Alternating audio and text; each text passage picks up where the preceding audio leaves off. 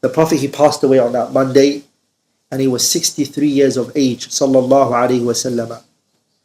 When the Prophet died, alayhi salatu wasalam, the Sahabas, they disputed of how should we wash the Prophet sallallahu alayhi wasallam. They broke into two groups. A group said, let's wash him by taking his clothes off, and etc. But they all fell asleep.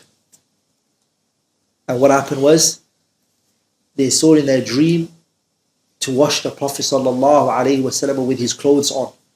And so they washed the Prophet sallallahu alayhi wasallam with his clothes on.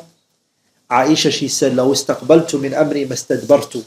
Aisha said, if only I can go back in time, I would have fixed this. Because she said, the Prophet said to me clearly and categorically, Aisha, if I die before you, I will wash you. If I die before you, please wash me.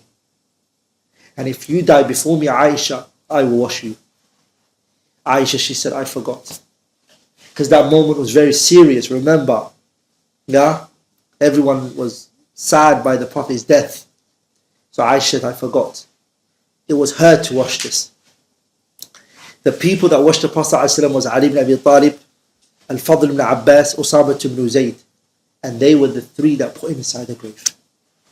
The grave of the Prophet ﷺ was built by, he was put inside and then into the side, which is what is known as a lahad. So they did that for him, alayhi salatu wassalam. The Prophet ﷺ was buried exactly where he passed away. In the room that he passed away, in the spot he passed away. And this was because of what Abu Bakr told the companions.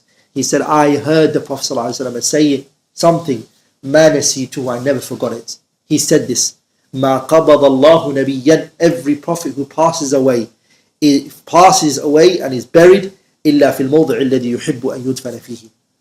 This is the place that we should bury him in, alayhi salatu wassalam. Anas ibn Malik, he said that day that the Prophet entered the city of Medina, it illuminated. It was the brightest day. And when he died, it was the darkest day that we saw. Sallallahu alayhi wa sallam.